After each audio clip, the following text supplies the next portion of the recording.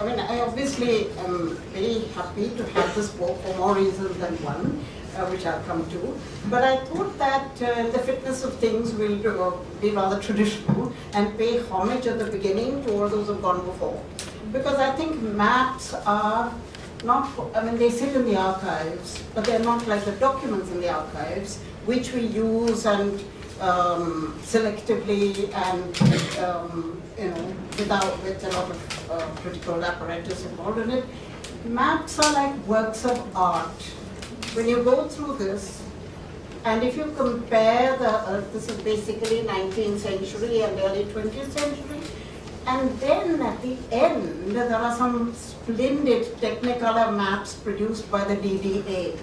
And I would like you to contrast those, which look very lurid, very compelling, but have no soul in them. And if you look at the maps which have gone before, which are like pictures, even the calligraphy in it is something very beautiful. These people did these with tremendous care. So the cartographer, the person who did the maps himself, needs tremendous thanks from us for having been able to spend time to do these. And we know that from the 1780s, the British were mapping all of India. You have all these road maps and every little tree indicated and so on. I think this is one of the greatest debts we have to the British in the 18th and 19th century.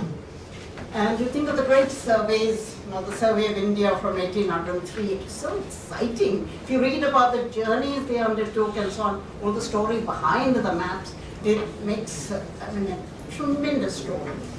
There was a man called Phillimore who wrote a 3-volume history of the Survey of India, which I would like you to look at. I hope it's available. There was a time when the government, for reasons best known to itself, I suspect I know the reason, but you can figure it out, decided to remove Phillimore from all the libraries. Maybe he's sneaked back in, but I would like you to look at them, because the way it describes the whole process of cartography is very illuminating.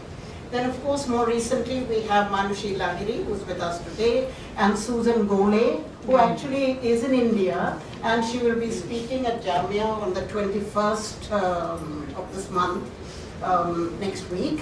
And she did incredible work in looking for Indian maps. When she started, she said Indians never did maps.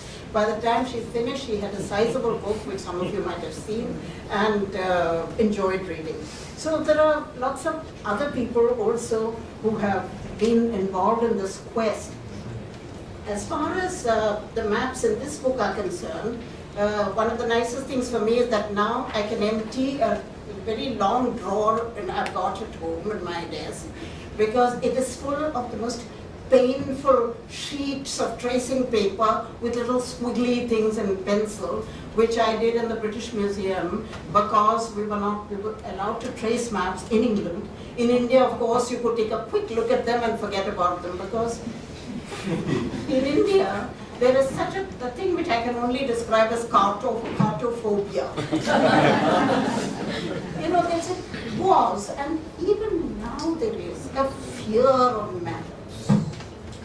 I also have a file, which maybe I should publish, of letters from the Ministry of Defense to the National Archives, back and forth, saying, should we allow Narayani Gupta to get copies of these maps? And they say, we don't mind if you don't mind. This is a very interesting piece of officialdom.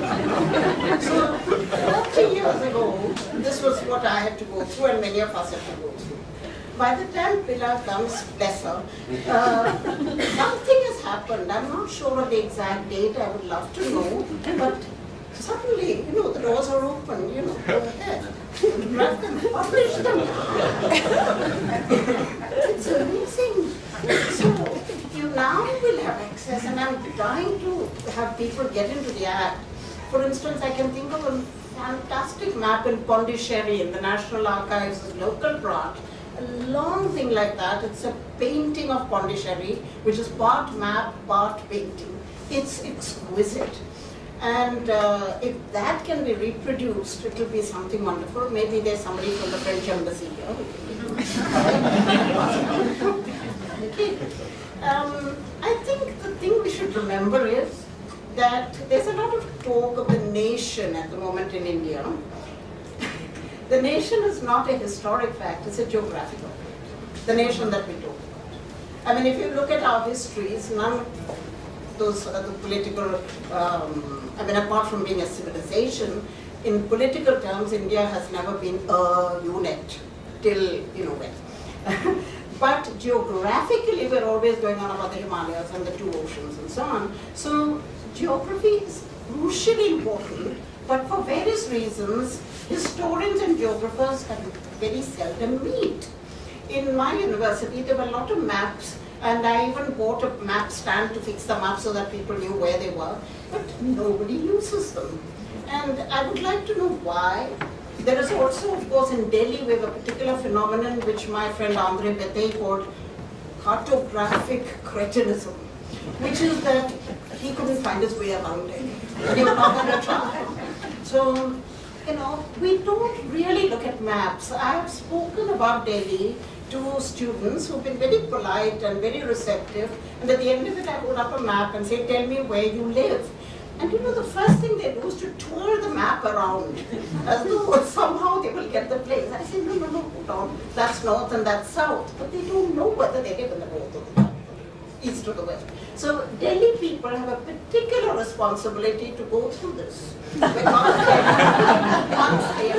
serious, you know, it's the most geographically ignorant middle class that I know of. In Calcutta, it's not so bad. Bombay is not. Madras has a sense of history, but Delhi prides itself. I'm sorry if I've trodden many toes. Please forgive me, but I don't think it's important to remember.